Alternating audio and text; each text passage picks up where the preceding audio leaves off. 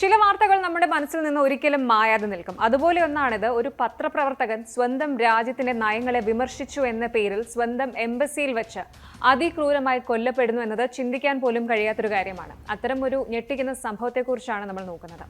Jamal Khashoggi എന്ന Saudi പത്രപ്രവർത്തകന്റെ കൊലപാതകം. ഈ കൊലപാതകത്തിൽ അമേരിക്കൻ രഹസ്യാന്വേഷണ ഏജൻസികൾ സൗദി കിരീടാവകാശി മുഹമ്മദ് ബിൻ സൽമാൻ അഥവാ MBSന് പങ്കുണ്ടെന്ന് ആരോപിച്ചപ്പോൾ അന്നും US പ്രസിഡന്റ് ആയിരുന്ന ഡൊണാൾഡ് ട്രംപ് അത് നിസ്സാരവൽക്കരിച്ച് സംസാരിച്ചത് വലിയ വിവാദമായിരിക്കുകയാണ്. ചില കാര്യങ്ങൾ അങ്ങനെയാണ് സംഭവിക്കാറുണ്ട് എന്ന് ട്രംപ് പറഞ്ഞത് എന്തിനാണ്? ഖഷോഗിയുടെ വിധവയുടെ വാക്കുകൾ എന്തായിരുന്നു? ഈ സംഭവത്തിന്റെ എല്ലാ വശങ്ങളും വിശദമായി പരിശോധിക്കാം.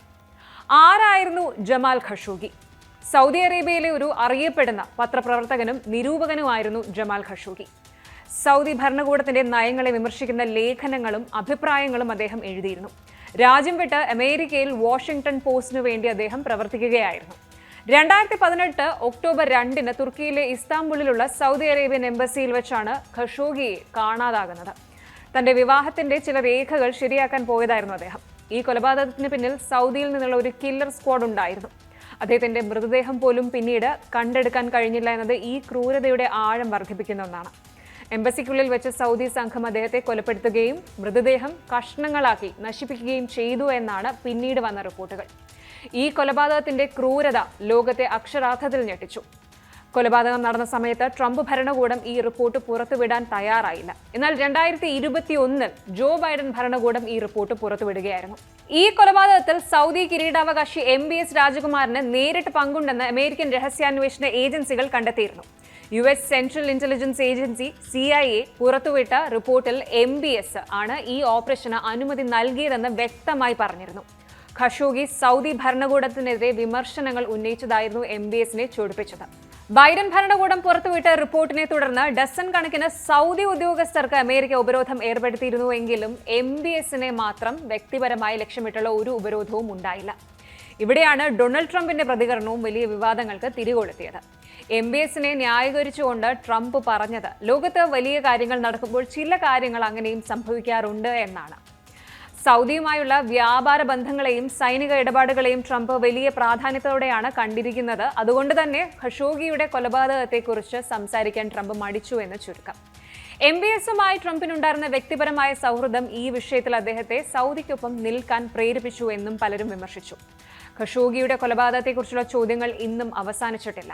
വൈറ്റ് ഹൌസിലെ ഓവൽ ഓഫീസിൽ വെച്ച് ഈ അടുത്തിടെ MBSനൊപ്പം ഇരിക്കുമ്പോൾ ഒരു റിപ്പോർട്ടർ ഖഷോഗിയുടെ കൊലപാതകത്തെക്കുറിച്ച് ചോദിച്ചു. അപ്പോഴാണ് ട്രംപിന്റെ വിവാദ പ്രതികരണം വരുന്നത്.